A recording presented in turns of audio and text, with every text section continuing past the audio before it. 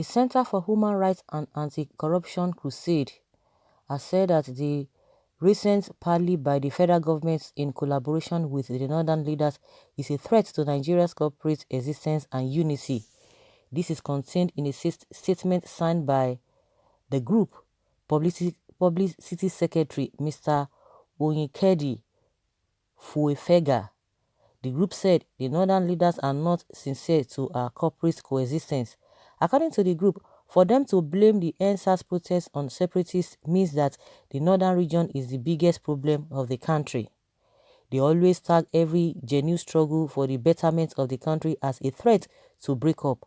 What an impudence. It's very wrong to call the recent protests a separatist movement. Even if some of the protesters called for Buhari's resignation over his acute failure in leadership, we see nothing wrong in the protest. After all, the youth were very peaceful. That is a time-tested practice known all over the world in democratic governance. Nigeria is practicing a constitutional democracy, and so people are allowed by our constitution to peacefully express their minds. We are not surprised after all, for the northern leaders to say #NSAS protests were to dismember the country.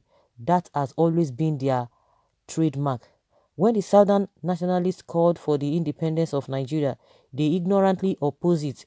Today, they are benefiting more in an independent Nigeria than the southern part.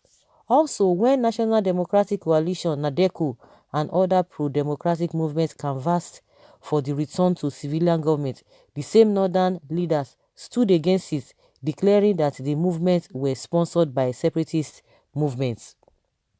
Again, the agitation for restructuring and resource control are seen as a threat to break up the country. They behave as if Nigeria is a North's personal property. No region can claim exclusive ownership of the country. Nigeria is a federation of ethnic groups. Thus, every component unit should be given freedom to express its minds. If the youth said they are no longer comfortable with the sorry state of the country, what is wrong with such call? If it was an advanced climb, Buhari should have resigned to allow competent hands to pilot the affairs of the country. We are gradually heading to the cliff due to Buhari's crass ineptitudes. On their resolve to regulate the social media, while we support the government to take some decisive steps to cushion the effects of hate speech and fake news associated with the usage of the social media, we declare that the Cybercrime Act has made adequate provisions to regulate the social media.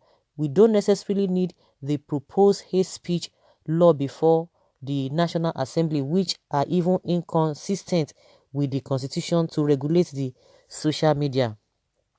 What the government needs to do is to strengthen the various institutions having regulatory functions to tackle the menace.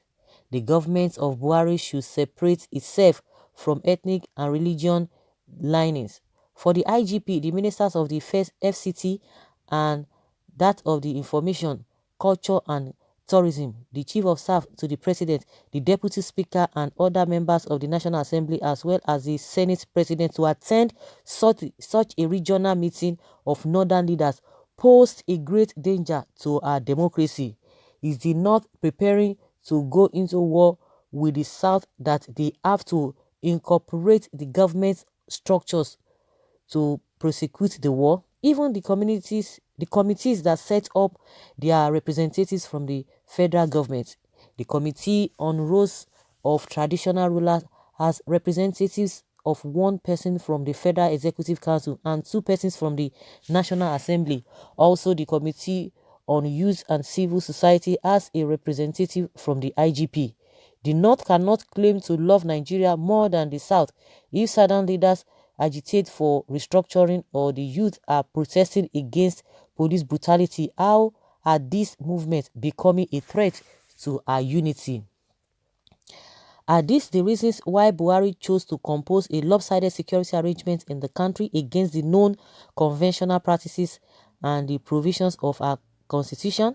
Maybe in the next meeting, northern leaders are to connive or convene with we have representatives from the military and other paramilitary organizations, since the North is now synonymous with the federal government.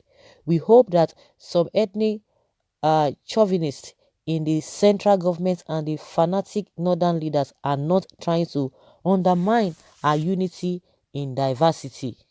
Buhari should call officials in his government to order before they plunge this country in an unavoidable crisis.